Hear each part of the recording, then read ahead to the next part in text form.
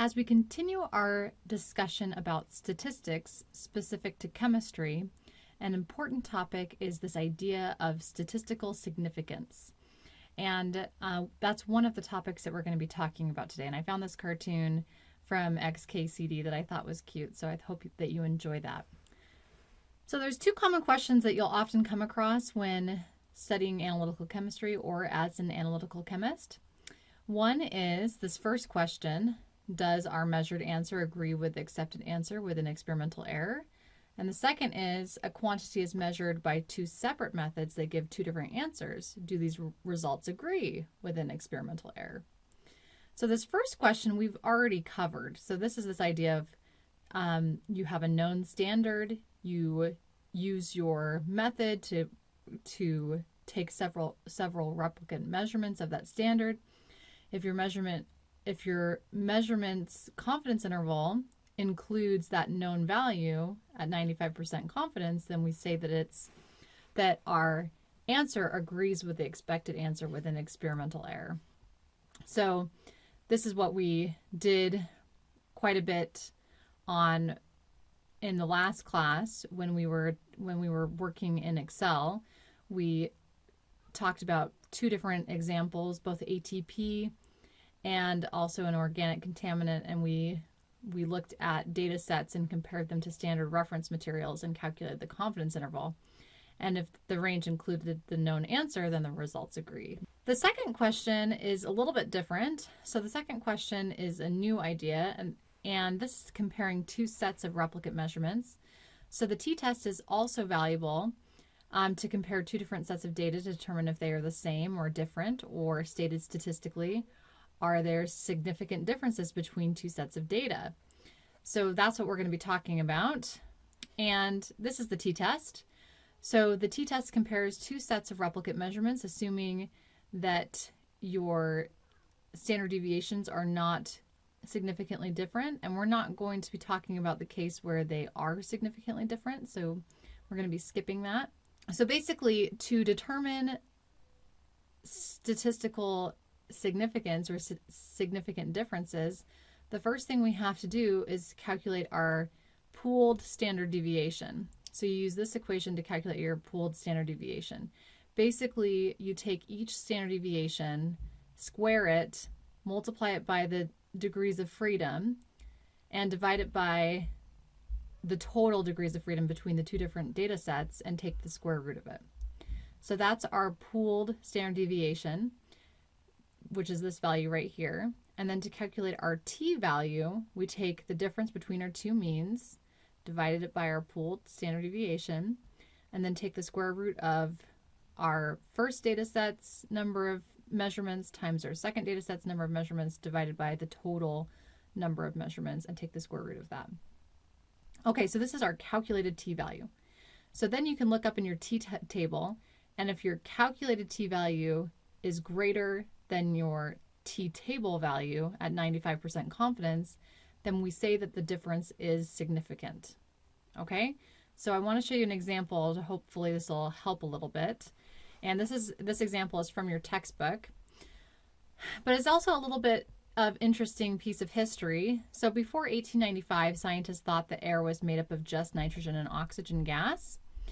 And in 1895, Lord Rayleigh, what he did was he took air and he did several different methods of removing oxygen from the air. So theoretically, it should just be nitrogen once the oxygen's removed.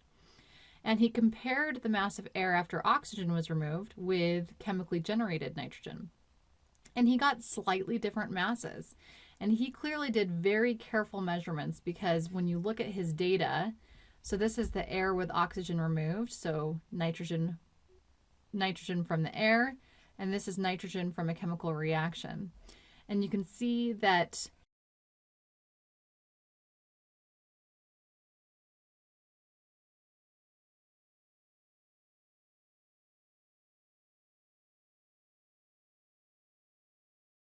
here's our average value for the mass of air. Here's our average value for the mass of the chemically generated nitrogen gas. And they're just ever so slightly different. And he had a very, very small standard deviation. and he did several measurements. And we can do this as an example. So let's figure out whether these two data sets are significantly different from one another, or if they agree within experimental error.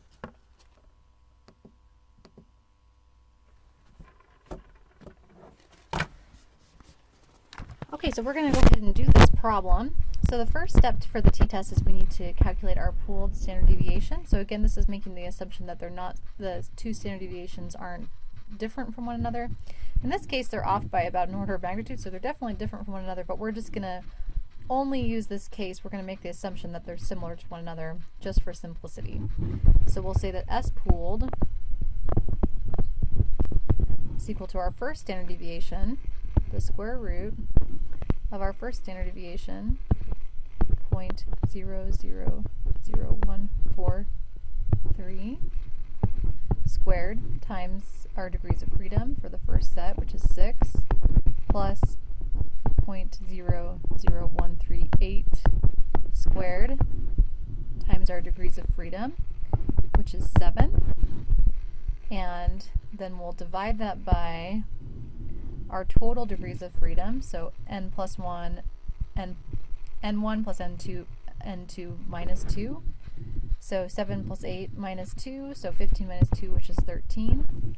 If we calculate our pooled standard deviation, we get 0.001017. And I'm not too worried about significant figures at this point. I'm just leaving as many as I possibly can just while we're going through the calculation.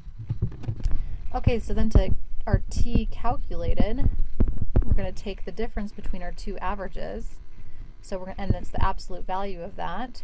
So we'll do 2.31011 minus 2.29947 divided by our pooled standard deviation, which is 0.001017. And then we're going to multiply that by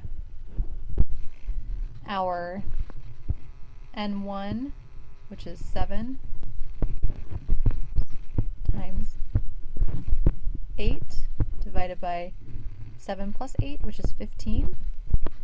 And if you calculate the calculated t value, you get roughly 20.2.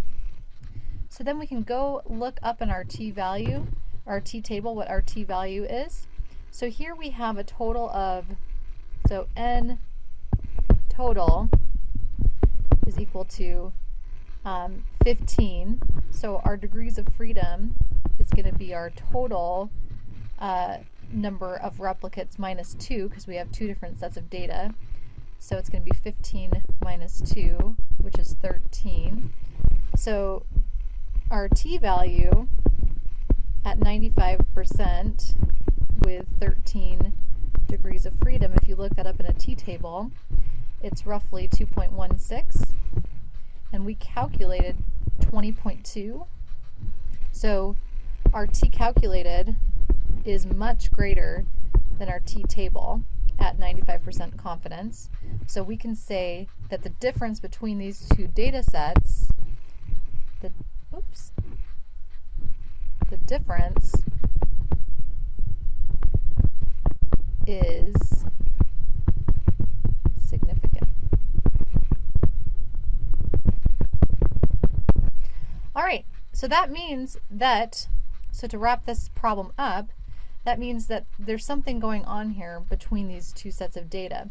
The nitrogen, so air with oxygen removed, the nitrogen from air, is definitely significantly different. It's heavier, this is heavier than nitrogen from a chemical reaction. And this led to the discovery of argon.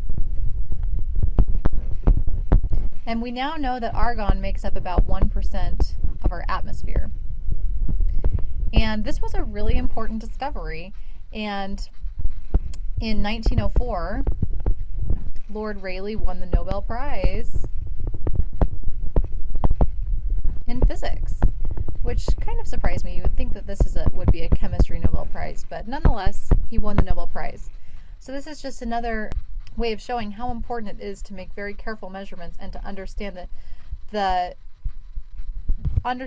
statistical differences and what it means to be significantly different. So these two data sets we say are significantly different.